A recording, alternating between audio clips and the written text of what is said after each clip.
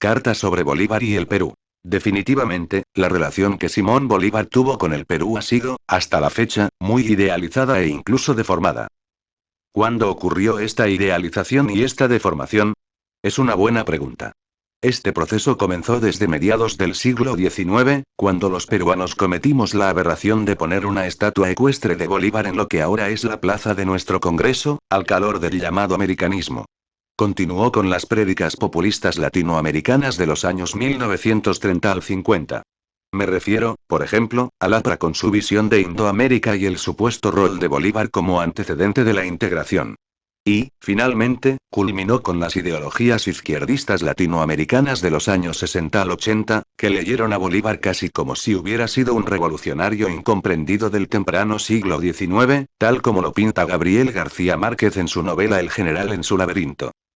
En efecto, fue una idealización y una deformación. Porque si uno acude a las fuentes primarias, vale decir, a los periódicos, a las cartas personales y a los documentos oficiales de esos años de la independencia, queda muy claro que nosotros los peruanos le caíamos terriblemente antipáticos a Bolívar. Tanto como los realistas, como bajo ropaje patriota. Esta antipatía se destila con claridad desde los tiempos de la célebre Carta de Jamaica. Todo esto, por supuesto, fue complejo y muchas veces no explicitado en los documentos públicos, pero fue real y tuvo raíces concretas. La revolución de independencia en el norte y en el sur de la América Meridional fue, en verdad, una revuelta contra el centro realista limeño.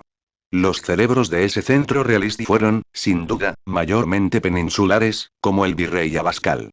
Pero el común de la gente eran peruanos, y que se llamaban, a sí mismos, peruanos, vale decir, criollos, mestizos, negros e indios.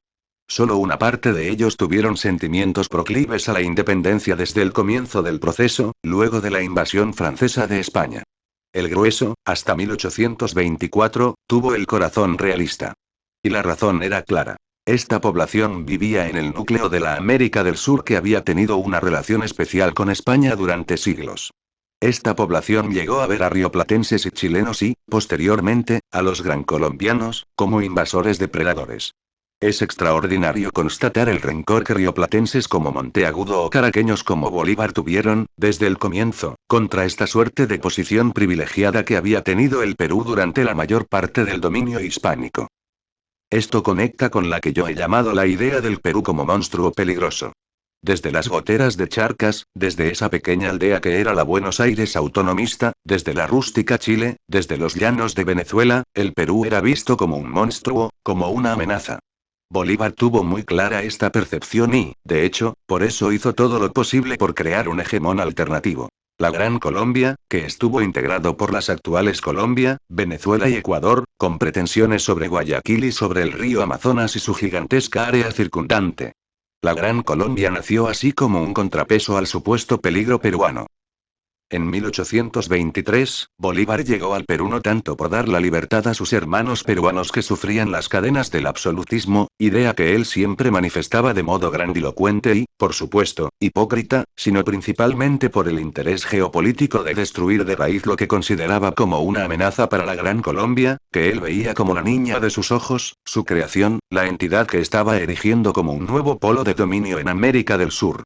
Por eso se crea Bolivia, para cortarle las patas al monstruo peruano, no tanto por dar rienda suelta a la libre determinación y al anhelo de una patria boliviana en ciernes en la que, es cierto, muchos altoperuanos creían, pues nunca hubo unanimidad para unirse con el Bajo Perú dominado por Lima. Pero volviendo a lo que tenía Bolívar en mente, este apresuramiento en la creación de Bolivia, forzado por un sentimiento bolivariano antiperuano, se expresó, claramente, en lo absurdo que era estimular la consolidación de un Estado que tuviera puertos en el desierto de Atacama, tan lejanos de los centros de poder altoperuanos. Hay, en efecto, con el respeto que nos merece hoy una nación ya definitivamente establecida, algo prematuro en la creación de Bolívar, cuya salida natural siempre fue el puerto de Arica, poblada por peruanos vinculados a Lima y al Callao desde mucho tiempo atrás. Por cierto, Sucre, lugarteniente de Bolívar y presidente de Bolivia, hizo un intenso lobby para arrebatar Arica al Perú y entregársela a Bolivia.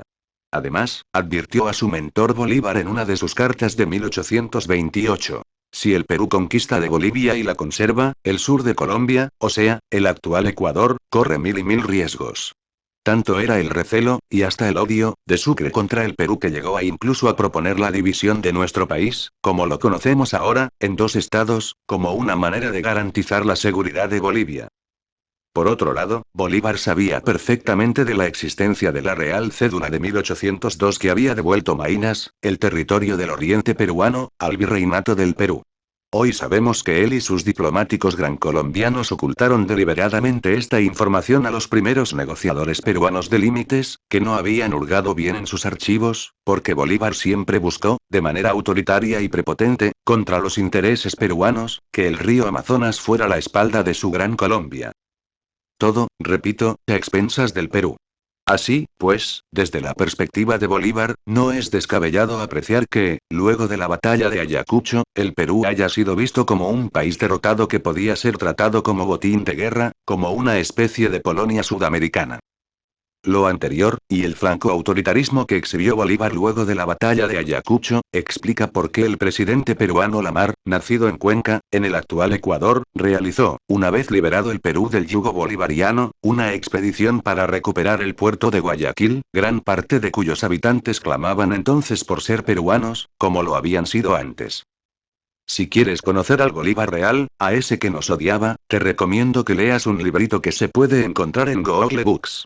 Se llama A Sketch of Bolívar in Iscam, escrito por el marino estadounidense Irán Paulding. Este libro, casi un folleto, relata el encuentro que tuvo con el caraqueño en Huaraz, en 1824, 2 meses antes de la batalla de Junín. Allí dice que Bolívar solo hablaba de nuestros contra los peruanos. El relato está incluido en una biografía escrita por la hija del marino. Un ejemplar auténtico de esta joya bibliográfica se encuentra en la Biblioteca Pública de Nueva York. Precisamente, por tratar de impedir que un cuerpo peruano de caballería fuera incorporado arbitrariamente a una unidad gran colombiana en plena campaña de Junín, en 1824, el joven militar peruano patriota Ramón Castilla, futuro presidente del Perú, sufrió una injuria. Los colombianos mandaron ponerle cepos y casi lo fusilan, pese a estar combatiendo en el mismo bando contra los realistas. Esa humillación nunca fue olvidada por Castilla, símbolo, desde entonces, del naciente patriotismo peruano republicano. Siempre, siempre, hay que luchar contra la aceptación pasiva de los estereotipos, que nos lleva muchas veces a repetir conceptos, sin observar estos falsos conocimientos con el lente de la crítica y de la razón. Además, hoy es bueno releer estas cosas, ya que estamos a las puertas del llamado bicentenario.